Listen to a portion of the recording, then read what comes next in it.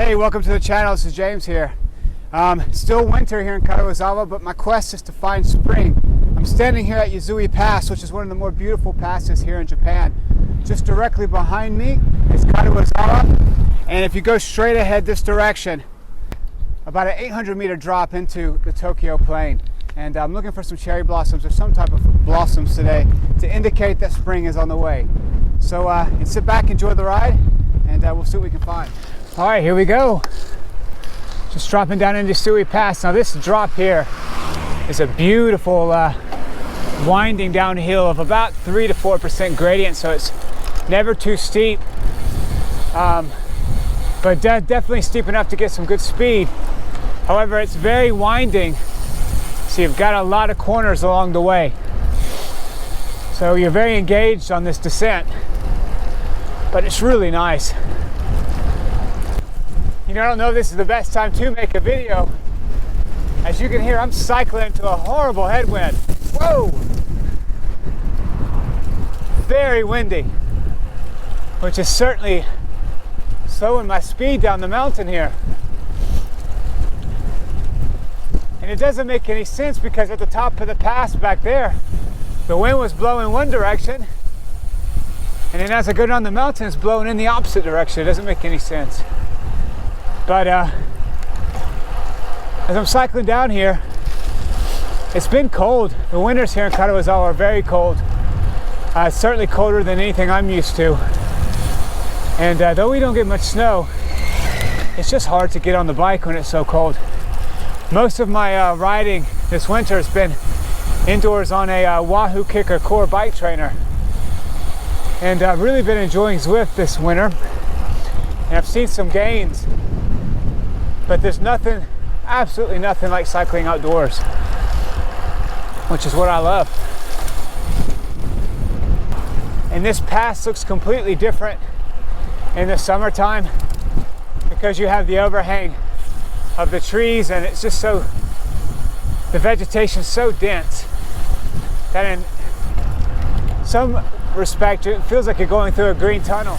So I'm really excited about the spring and summer and fall cycling season. I've got a lot of good rides that I want to do.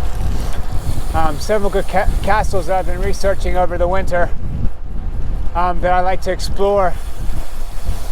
Now look at this nice hairpin here. A little serpentine. But yeah, a lot to see and a lot to do. And that's one of the beautiful things of Japan is there are so many historical sites just everywhere. I mean, it doesn't make sense how compact everything is.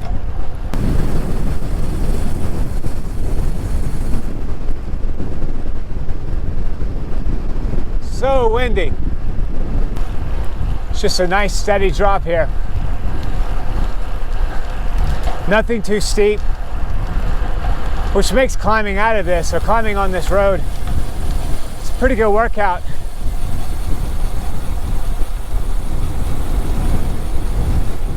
It's an old train line that used to come right through here. In fact, it's one of the first train lines built in Japan, or at least in Nagano Prefecture. I've been dropping down for about 10 minutes now, maybe a little less.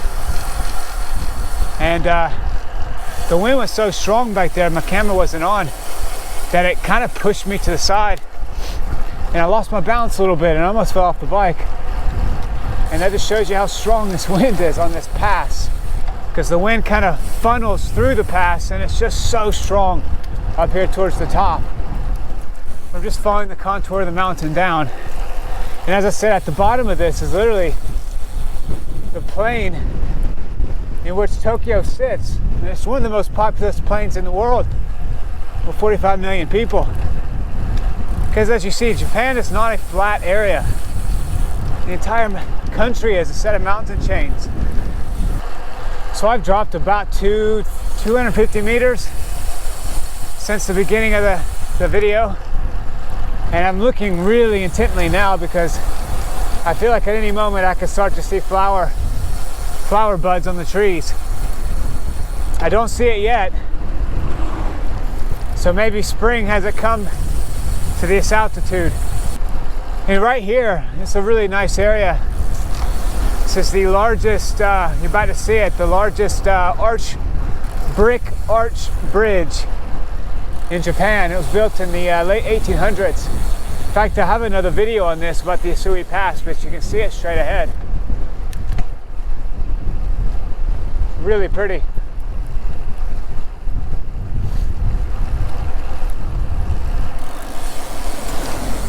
And you can walk this line. The tracks have been taken off the bridge, and it makes for a really good walk. And that's what I was telling you. I would love to cycle it, but they won't let you. Well, it's getting a little alarming because I'm still not seeing any budding on the trees. As I keep dropping, it means I gotta climb out of this. I mean, I don't mind climbing. I'm pretty fit at the moment. It's just time. My wife's at home with a very busy 3-year-old.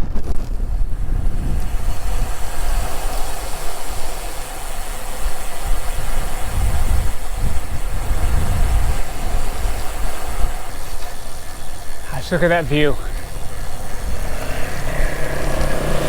So pretty. This is such a beautiful area. If you're in Tokyo, I mean, this is a place that I would at least come up to visit and cycle because it's just so nice. All right, found it. Look at that. And there it is. Spring.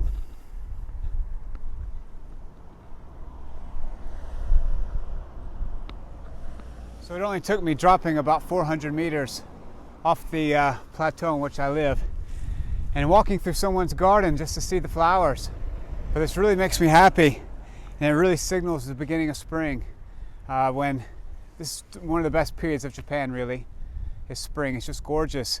And looking forward to cycling, looking forward to another season of Bikes and Castles as we dive a little bit deeper in this area here in Japan of Nagano, and finding its history and enjoying the rides. So if you enjoy this channel, please subscribe, and look forward to the next episode. Peace.